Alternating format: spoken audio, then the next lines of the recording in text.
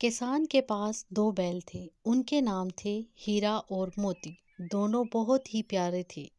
وہ ایک ساتھ چارہ کھاتے اور ایک دوسرے کو دیکھتے۔ کسان بھی ان کے چارے پانی کا بڑا دھیان رکھتا تھا۔ وہ کبھی ان کو مارتا نہیں تھا، اس لیے دونوں بیل بھی اسے بہت پیار کرتے تھے۔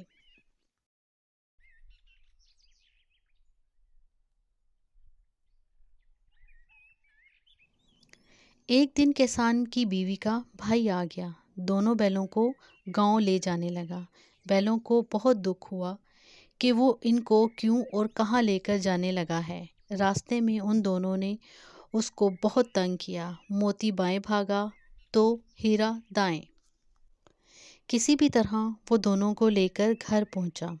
گھر پہنچ کر اس نے ان دونوں کے سامنے روکھا سوکھا بھوسا ڈال دیا، جنہیں دونوں بیلوں نے چھونا تک پسند نہیں کیا۔ رات ہونے پر بیلوں نے وہاں سے بھاگ نکلنے کا فیصلہ کیا۔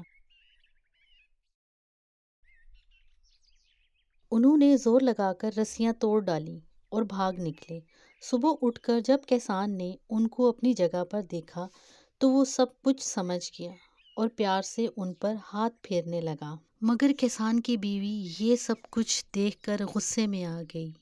اس نے ان کے سامنے سوکھا بھوسا ڈال دیا، مگر پھر بھی یہ دونوں خوش تھے۔ اگلے دن کسان کی بیوی کا بھائی پھر آیا۔ اس بار وہ بیلوں کو گاڑی میں جوت کر لے چلا۔ راستے میں موتی نے سوچا گاڑی گڈھے میں ڈال دیں۔ پھر ہیرا سمجھدار تھا، اس نے گاڑی سنبھال لی اور کسان کے گھر پہنچ گیا۔ اب آصف نے ان سے سخت کام لینا شروع کر دیا۔ وہ سارا دن ان سے کام لیتا اور ان کو مارتا۔ یہ لاچار نگاہوں سے ایک دوسرے کو دیکھتے۔ آصف کے گھر میں ایک چھوٹی لڑکی رہتی تھی۔ وہ بیلوں کی حالت دیکھتی تو اسے بہت برا لگتا۔ وہ رات کو چپکے چپکے سے آتی اور انہیں روٹی کھلاتی۔ دونوں بیل اس کے پیار کے آگے سب بھول جاتے۔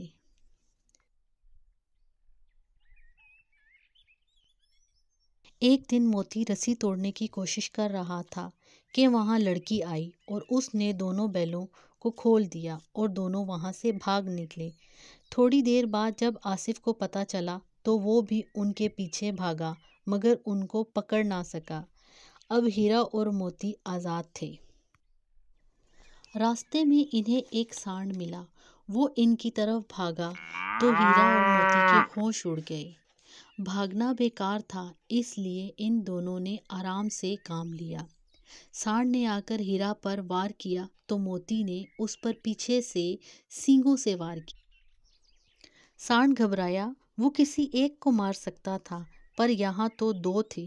موتی کچھ دور اس کے پیچھے دوڑا، پر ہیرا نے اسے روک دیا۔ دونوں اب بہت خوش تھے۔ آگے چلے تو راستے میں ایک مٹر کا کھیت دکھائی دیا۔ بھوک تو لگ ہی رہی تھی، ہری ہری مٹر دیکھ کر اور بھی تیز ہو گئی۔ وہ کھیت میں گھس گئے، مٹر کھانے لگے۔ پیٹ ابھی بھرا ہی نہیں تھا کہ کھیت کے رکھوالوں نے ان کو دیکھ لیا۔ انہوں نے ان کو چاروں طرف سے پکڑ لیا اور تبیلے میں باندھ دیا۔ ہیرا اور موتی نے دیکھا کہ تبیلے میں اور بھی بہت سے جانور موجود تھے، بھینسیں، گھوڑے، گدھے، بکرے، سب کے سب کمزور اور دبلے پتلے۔ وہاں کسی کے لیے نہ چارے کا انتظام تھا نہ پانی کا۔ یہاں کہاں آ پھنسے، ان دونوں نے سوچا۔ رات ہوئی۔ موتی نے ہیرا سے کہا، اگر دیوار توڑ دی جائے تو باہر نکلنا آسان ہو جائے گا۔ اس نے سینگوں سے دیوار گرانے کا کام شروع کر دیا۔ 2-4 چوٹوں میں ہی دیوار تھوڑی سی گری۔ اس کی ہمت بڑھی تو اس نے اور زور سے چوٹ لگانی شروع کر دی۔ دیوار میں راستہ بنتے ہی پہلے گھوڑے بھاگے، پھر بھینسیں اور بکریاں۔ موتی نے گدھوں کو بھی سینگ مار مار کر بھگا دیا۔ اس نے ہیرا سے بھی بھاگ چلنے کو کہا، مگر ہیرا نے منع کر دیا۔ صبح ہونے پر تبیلے والوں نے دیکھا تو ان کو بہت دکھ ہوا۔